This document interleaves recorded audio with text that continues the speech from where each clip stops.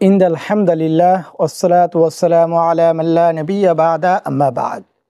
সম্মানিত প্রিয় দর্শকবৃন্দ, আজকে আপনাদের সাথে আলোচনা করব একাধিক স্ত্রীদেরকে একই রুমের মধ্যে নিয়ে একই বিছানার মধ্যে ঘুমানো জায়েজ আছে কিনা।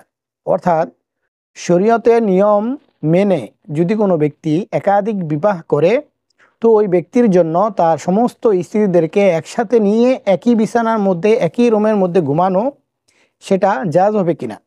তো সম্মানিত প্রিয় দর্শকবৃন্দ, এই বিষয়টি বুঝতে হলে অবশ্যই আমাদেরকে প্রথমে জানতে হবে যে একাধিক বিবাহ করা কোন ব্যক্তির জন্য জায়েজ।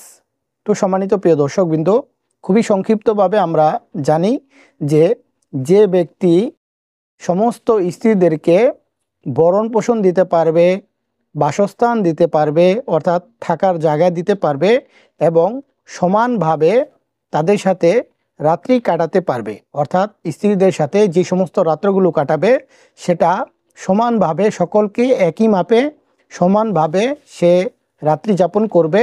তো এই সমস্ত পদ্ধতি মেনে যদি কোনো ব্যক্তি একাধিক বিবাহ করতে চায়, তাহলে তার জন্য মুসলমান হিসেবে আমাদের 4টি পর্যন্ত স্ত্রী বিবাহ করা যেতে পারে। তো সেজন্য বলবো যে যদি কোনো ব্যক্তি শরীয়তের নিয়ম পদ্ধতি সমস্ত কিছু মেনে একাধিক বিবাহ করে ফেলে, তো ওই ব্যক্তির জন্য একই রুমের মধ্যে একাধিক স্ত্রীদেরকে নিয়ে থাকা বা রাত্রি যাপন করা সেটা জায়েজ হবে কিনা। তো সম্মানিত প্রিয় দর্শকবৃন্দ, খুবই গুরুত্বপূর্ণ একটি বিষয়। যারা একাধিক বিবাহ করেছেন তাদের জন্য এবং যারা করেন নাই কিন্তু বিষয়টা খুবই গুরুত্বপূর্ণ একটি বিষয়, অবশ্যই খুব মনোযোগ সহকারে জানতে হবে। তো সম্মানিত প্রিয় দর্শকবৃন্দ, একই রুমের মধ্যে একাধিক স্ত্রীদেরকে নিয়ে থাকার জন্য 3টি বিষয়কে আপনার লক্ষ্য করতে হবে। এই 3টি বিষয় যদি আপনি অবলম্বন না করেন, তাহলে আপনার স্ত্রী যাকে আপনার দেখা জায়েজ, অর্থাৎ আপনার স্ত্রী সমস্ত অঙ্গ প্রত্যঙ্গ আপনার জন্য দেখা জায়েজ হওয়া সত্ত্বেও আপনার সমস্ত স্ত্রীদেরকে নিয়ে একসাথে ঘুমানো সেটা আপনার জন্য জায়েজ হবে না। তো 3টি বিষয় অবশ্যই লক্ষ্য করতে হবে। যখন আপনি আপনার সমস্ত স্ত্রীদেরকে একসাথে নিয়ে ঘুমাতে চাবেন, তো অবশ্যই এই 3টি জিনিস লক্ষ্য করতে হবে। এই 3টি জিনিস যদি আপনি না মেনে একসাথে রাত্রি যাপন করেন, তাহলে রাত্রি যাপন করার ফলে আপনার গুনাহ হবে বা এটা আপনার জন্য জায়েজ হবে না। তো সম্মানিত প্রিয় দর্শকবৃন্দ, কথা না বাড়িয়ে আমরা জেনে নেই যে ওই 3টি শর্ত কি কি, যে 3টি শর্তের মাধ্যমে আপনি আপনার একাধিক স্ত্রীদেরকে 2 জন হোক, 3 জন হোক, 4 জন হোক, সকলকে একসাথে নিয়ে ঘুমাতে পারবেন। তো সম্মানিত প্রিয় দর্শকবৃন্দ, একই বিছানার মধ্যে একই রুমের মধ্যে একাধিক স্ত্রীদেরকে একসাথে নিয়ে ঘুমানোর জন্য সর্বপ্রথম যে বিষয়টি লক্ষ্য করতে হবে সেটা হলো আপনার স্ত্রীদের অনুমতি আছে কিনা, অর্থাৎ তারা রাজি আছে কিনা একসাথে ঘুমানোর জন্য। যদি সকলের অনুমতি থাকে যে তারা সকলে একসাথে ঘুমালে তাদের কোনো সমস্যা নাই, তাহলে সেক্ষেত্রে আপনি তাদেরকে একসাথে নিয়ে আসতে পারবেন। দ্বিতীয় নম্বর শর্ত হলো যে আপনার একজন স্ত্রীর সতর যেন অপর স্ত্রী না দেখতে পারে। অর্থাৎ পুরুষের জন্য যেরকম একজন পুরুষ অপর পুরুষের সতর দেখা জায়েজ নয়, ঠিক তেমনিভাবে মহিলাদের ক্ষেত্রেও একজন মহিলা অপর মহিলার জন্য তার সতর দেখা, অপর মহিলার সতর দেখা এটা জায়েজ নয়। আপনি আপনার স্ত্রীর স্বামী হওয়ার কারণে তার সমস্ত অঙ্গ প্রত্যঙ্গ দেখতে পারবেন, কিন্তু আপনাদের মধ্যে যে তৃতীয় পক্ষ অর্থাৎ আপনার অপর স্ত্রী, সে কিন্তু আপনার স্ত্রীর প্রথম স্ত্রী যার সাথে আপনি কথাবার্তা বলতেছেন এখন, তো ওই ব্যক্তি সে একজন নারী হওয়ার ফলে একজন নারী অপর নারীর লজ্জা স্থান বা সতর এগুলো কিন্তু দেখতে পারবে না।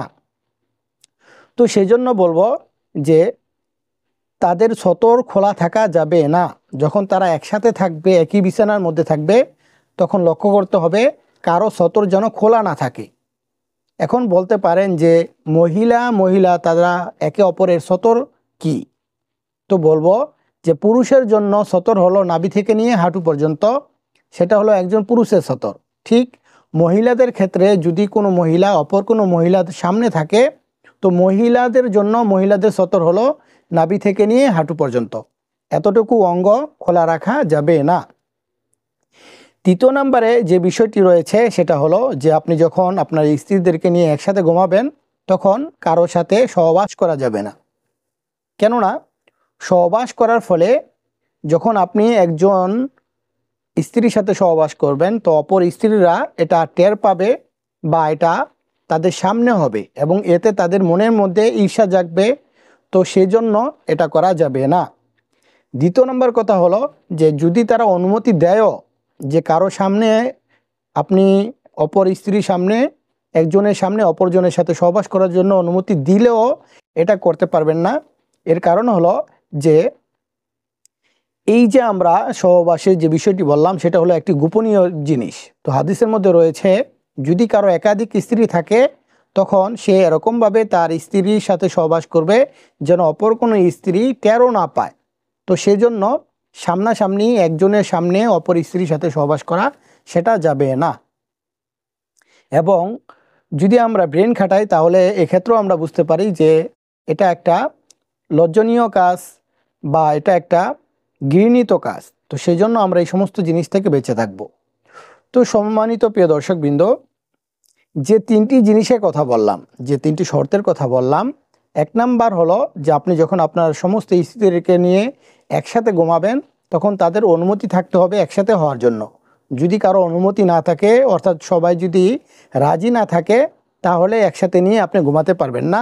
দ্বিতীয় নাম্বারে হলো যে একজন স্ত্রীর সতর যেন অপর স্ত্রী না দেখে, সতর তাকে থাকতে হবে। তৃতীয় নম্বরে আপনার যে কাজটা সেটা হলো কারোর সাথে আপনি সহবাস করতে পারবেন না। এমনিতে যদি আপনি আপনার সমস্ত স্ত্রীদেরকে নিয়ে একসাথে বসে আড্ডা করতে চান বা একসাথে ঘুমাতে চান সেটা করতে পারবেন, কিন্তু অবশ্যই এই তিনটি জিনিস লক্ষ্য রাখতে হবে। তো আল্লাহ রাব্বুল আলামিন আমাদের সকলকে এই সমস্ত জিনিসগুলোকে মেনে সুন্দরভাবে জীবন যাপন করার তৌফিক দান করুন, আমিন। যদি কোনো ব্যক্তির দ্বারা পাপ হয়ে যায় অর্থাৎ আপনার দ্বারা কোনো গুনাহ হয়ে যায় তখন গুনাহের সাথে সাথে আপনি একজন মুমিন হওয়ার কারণে, একজন মুসলিম হওয়ার কারণে আপনার জন্য করণীয় কি, অর্থাৎ আপনি যখন কোনো গুনাহ করে ফেলবেন গুনাহ করার সাথে সাথে আপনার জন্য করণীয় কি। তো সম্মানিত প্রিয় দর্শকবৃন্দ, গুনাহ করার সাথে সাথে আপনাকে দুটি কাজ করতে হবে। এক নাম্বার, যখন আপনি কোনো গুনাহ করেই ফেলবেন, আপনার অনিচ্ছায় হোক বা ইচ্ছায় হোক, গুনাহ করার সাথে সাথে আপনি আপনার মনের মধ্যে এই চিন্তাটা করবেন, হায় আমার দ্বারা গুনাহ হয়ে গেল। নিজের মধ্যে আল্লাহ রাব্বুল আলামিনের ভয়কে আনবেন এবং লজ্জিত হবেন আল্লাহ রাব্বুল আলামিনের কাছে, হায় আমার দ্বারা গুনাহ হয়ে গিয়েছে। একজন মুমিন হলে অবশ্যই আপনার মনের মধ্যে এই চিন্তাটা অবশ্যই আনতে হবে বা আসতে হবে, এক নম্বরে। দ্বিতীয় নম্বরে হলো যে আল্লাহ রাব্বুল আলামিনের কাছে আপনি ক্ষমা চাবেন, মাফ চাবেন এবং তওবা করবেন। এবং এর পাশাপাশি আপনারা একটি আমল করতে পারেন, সেটা হলো আপনার যেই অঙ্গ প্রত্যঙ্গ দ্বারা গুনাহ হয়ে গিয়েছে ওই অঙ্গ প্রত্যঙ্গের মাধ্যমে আপনি কোনো নেক কাজ করতে পারেন, যেরকম কোনো সদকা করতে পারেন। অথবা সবচাইতে উত্তম কাজটি হলো হাদিসের মধ্যে যেটার কথা বর্ণিত রয়েছে, হযরতে আবু বকর সিদ্দিক রাদিয়াল্লাহু তাআলা আনহু হতে বর্ণিত, তিনি বলেন হুজুর পাক সাল্লাল্লাহু আলাইহি সাল্লাম বলেছেন, বান্দা যখন কোনো গুনাহ করে ফেলে, গুনাহ করার পরে সে যদি সুন্দরভাবে অজু করার পরে দাঁড়িয়ে 2 রাকাত তওবা নামাজ আদায় করে এবং নামাজ শেষে সে ইস্তেগফার পাঠ করে, অর্থাৎ সে নিজের গুনাহের জন্য ক্ষমা চায়, মাফ চায় আল্লাহ রাব্বুল আলামিনের কাছে, তো অবশ্যই আল্লাহ রাব্বুল আলামিন তার এই গুনাহকে মাফ করে দেন। তো সেজন্য বলবো যে যদি কোনো ব্যক্তির দ্বারা কোনো গুনাহ হয়েই যায় অবশ্যই সে গুনাহ থেকে ফারেক হওয়ার সাথে সাথে তার অন্তরের মধ্যে এই চিন্তাটা আনতে হবে যে হায় আমার দ্বারা গুনাহ হয়ে গেল। অন্তরের মধ্যে লজ্জিত হতে হবে এবং আল্লাহ রাব্বুল আলামিনের ভয় অন্তরের মধ্যে থাকতে হবে। দ্বিতীয় নম্বরে সে সুন্দরভাবে ওযু করে দাঁড়িয়ে তওবা নামাজ 2 রাকাত তওবা নামাজ আদায় করবে এবং নামাজ শেষে সালাম ফিরিয়ে এসে আল্লাহ রাব্বুল আলামিনের কাছে তওবা করে নেবে। ইনশাআল্লাহ তাআলা আল্লাহ তাআলা যদি চায় তার ওই গুনাহের কারণে যেই গুনাহ হয়েছে, ওই পাপ কাজের কারণে যেই গুনাহ হয়েছে, আল্লাহ রাব্বুল আলামিন তার ওই গুনাহকে মাফ করে দিবেন। সম্মানিত প্রিয় দর্শকবৃন্দ, আমাদের কাছে প্রশ্ন করা হয়েছে শুকনা মরিচ দিয়ে বদনজর ঝাড়ার বিধান কি। এরপর প্রশ্ন করেছে এভাবে মরিচ দিয়ে নজর ঝাড়া কি বিদআত, সুন্নত মোতাবেক কিভাবে নজর ঝাড়াতে হয়।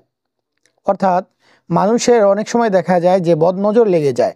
তো এই বদনজর থেকে বাঁচার জন্য আমাদের সমাজের মধ্যে যেরকমভাবে শুকনা মরিচের মাধ্যমে বিভিন্ন কৌশলে বদনজর থেকে বাঁচার জন্য চেষ্টা করা হয়, তো এই যে কৌশলগুলো অবলম্বন করা বা এরকমভাবে বদনজর থেকে বাঁচার জন্য চেষ্টা করা, এটা কি বেদাত কিনা বা এর বিধান কি। আর যদি কোরআন হাদিসে বদনজর সম্পর্কে কোনো আমল থাকে তাহলে সেই সম্পর্কে আলোচনা করার জন্য এখানে বলা হয়েছে। তো সম্মানিত প্রিয় দর্শকবৃন্দ, সর্বপ্রথম আমরা যে বিষয়টি আলোচনা করব সেটা হলো যে আমাদের সমাজের মধ্যে অনেক সময় দেখা যায় যে অনেকের, আপনার নিজের অথবা আপনার সন্তানের অনেক সময় অনেকের বদনজর লেগে যায়। আর এই বদনজর লাগার কারণে অনেক সময় অনেক সমস্যার মধ্যে পড়তে হয় বা সম্মুখীন হতে হয়। তো এই বদনজর থেকে বাঁচার জন্য কোরআন হাদিসে কয়েকটি আমলের কথা উল্লেখ রয়েছে। এর পাশাপাশি বলতে চাচ্ছি যে কোরআন হাদিসে এটা প্রমাণিত যে কারো বদনজর, একজনের বদনজর অন্যজনের উপর লেগে যায়, এটা কোরআন হাদিস দ্বারা প্রমাণিত। কিন্তু আমাদের সমাজের মধ্যে যেরকমভাবে শুকনা মরিচের মাধ্যমে বদনজর থেকে বাঁচার চেষ্টা করা হয়, এ বিষয়ে কোরআন হাদিসে কোনো উল্লেখ নেই বা এরকম কোনো কিছু করার কথা কোরআন হাদিসে উল্লেখ নেই। তাহলে আমরা এই সমস্ত জিনিস থেকে বেঁচে থাকব আর শিক্ষা গ্রহণ করব যে কোরআন হাদিসের মাধ্যমে কিভাবে বদনজর থেকে বাঁচা যায়। তো সম্মানিত প্রিয় দর্শকবৃন্দ, সে বিষয়ে আজকে আলোচনা করব যে কোরআন হাদিসের মাধ্যমে বদনজর থেকে বাঁচার জন্য আপনার সন্তানের জন্য, আপনার নিজের জন্য যেরকমভাবে বদনজর থেকে বাঁচতে পারেন খুব সহজে কিছু আমলের কথা আলোচনা করব। তো সম্মানিত প্রিয় দর্শকবৃন্দ, হাদিসের মধ্যে যে বিষয়টি পাওয়া যায় যে যদি কোনো ব্যক্তির উপর বদনজর লেগে যায় আর যদি এটা জানা যায় যে তার উপর যে বদনজরটি লেগেছে এটা কার বদনজর লেগেছে, অর্থাৎ কোন ব্যক্তির নজর লেগেছে সেটা যদি নির্দিষ্ট হয় যে অমুক ব্যক্তির নজরটি তার উপর লেগেছে, এই জন্য সে এরকম সম্মুখীন হচ্ছে বা এরকম সমস্যা হচ্ছে, তাহলে আপনাকে যে কাজটি করতে হবে যে যে ব্যক্তির বদনজরটি লেগেছে তাকে কিছু পানি দিবেন অজু করার জন্য। অর্থাৎ যে ব্যক্তির নজর লেগেছে তাকে দিবেন, যার লাগছে তার না। যার নজর লেগেছে তাকে দিবেন, যে তাকে অজু করার জন্য পানি দিবেন। সে যখন ওই পানির মাধ্যমে অজু করবে, অজু করার পরে এই পানিগুলোকে আপনারা সংরক্ষণ করবেন। এরপর এই পানিগুলোকে নিয়ে যে ব্যক্তির বদনজর লেগেছে, অর্থাৎ যার সমস্যা হচ্ছে বদনজর লাগার কারণে, ওই ব্যক্তিকে এই পানিগুলোর মাধ্যমে আপনি গোসল করাবেন। যদি এই আমলটি করেন ইনশাআল্লাহ তাআলা আপনারা ফলাফল পাবেন যে আপনাদের বদনজরটি কেটে যাবে। আর এই আমলটি আপনারা নিজেদের জন্য করতে পারেন, আপনাদের সন্তানদের জন্য করতে পারেন। অর্থাৎ যে ব্যক্তির বদনজর লাগবে ওই ব্যক্তির অজুর পানি দিয়ে যে ব্যক্তির উপর লেগেছে ওই ব্যক্তিকে গোসল করালে বদনজর কেটে যাবে। এটা হাদিস দ্বারা প্রমাণিত। আপনাদেরকে স্ক্রিনের মধ্যে পুরোপুরি হাদিসটি লিখে দিব যেন আপনারা সহজে জানতে পারেন যে কোন জায়গা থেকে কোথা থেকে হাদিসটি নেওয়া হয়েছে সে বিষয়ে। এখন আলোচনা করব যে বদনজর থেকে বাঁচার জন্য যদি এই পন্থা অবলম্বন করা সম্ভব না হয়, অর্থাৎ আপনি যদি না জানেন যে কার নজরটি আপনার লেগেছে তখন কি করবেন। অর্থাৎ যদি আপনি জানেন যে আপনার অমুক ব্যক্তির বদনজর লেগেছে তাহলে তো অজুর পানি দিয়ে আপনি গোসল করবেন। যদি এটা না জানেন যে কার বদনজর লেগেছে তাহলে সেক্ষেত্রে কোরআন হাদিসের মাধ্যমে কিছু আমলের কথা বলা হয়েছে, সে বিষয়ে আলোচনা করব। 3টি আমলের কথা আলোচনা করব। যদি আপনি না জানেন যে কোন ব্যক্তির বদনজর লেগেছে তাহলে আপনি 3টি আমলের মধ্যে যে কোনো একটি আমল করতে পারেন ইনশাআল্লাহ তাআলা। আপনি এই আমলটির মাধ্যমে বদনজর থেকে বাঁচতে পারবেন। তো সর্বপ্রথম আমরা যে আমলটি শিখব সেটা হলো যে হযরতে জিবরাইল আলাইহিস সালাম হুজুরে পাক সাল্লাল্লাহু আলাইহি সাল্লামকে শিক্ষা দিয়েছিলেন বদনজর থেকে বাঁচার জন্য। যে আমলটি বা যে দোয়াটি শিক্ষা দিয়েছিলেন সেটি আজকে আপনাদের সাথে আলোচনা করব এবং আপনাদেরকে শিক্ষা দেব। আর পুরা দোয়াটি আমি আরবিতেও লিখে দিব এবং বাংলাতে নিচে উচ্চারণও লিখে দিব।